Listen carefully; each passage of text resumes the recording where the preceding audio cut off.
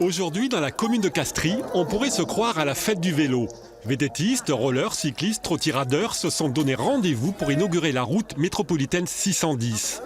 Route qu'ils pourront utiliser à partir de demain. Alors risque et péril, il n'y a aucune piste cyclable sur cette déviation de 4 km reliant Castries à Montpellier.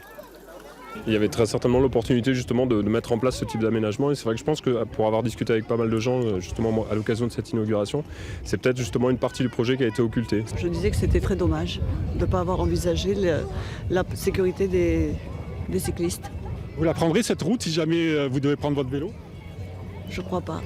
J'ai peur qu'il y ait beaucoup de monde et que ça roule un peu vite et donc c'est toujours un peu, même si c'est bien dégagé sur les côtés, c'est toujours un peu risqué avec les voitures qui ne respectent pas toujours les cyclistes. Certes, cette déviation aura des avantages pour les 17 000 véhicules jour qui vont l'emprunter. Elle permettra de fluidifier la circulation et d'éviter les embouteillages de Castries. Mais pourquoi, pour un projet de 13,2 millions d'euros, n'a-t-on pas prévu de pistes cyclables sécurisées? Je pense que les projets qui sont lancés maintenant intègrent cette volonté. Mais c'est un projet, je vous rappelle, qui a 10 ans, 15 ans, et à ce moment-là, on ne parlait pas beaucoup pistes cyclables et tout ça. Et beaucoup de gens utilisent le tramway. Nous sommes une des rares villes qui a un réseau interne de tramway aussi riche. Et donc, quelque part, le vélo est utilisé, mais pas spécialement à l'intérieur du centre-ville. Il n'est pas utilisé parce que justement, il manque des infrastructures.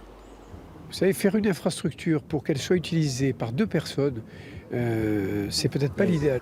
Pourtant, le plan d'Emmanuel Macron prévoit de tripler la part des déplacements quotidiens des Français à vélo d'ici 2024. On en est encore loin à Montpellier qui, avec ses 300 jours d'ensoleillement, pourrait devenir la capitale du vélo en France. En attendant, certains préféreront toujours les routes de campagne à nos axes routiers.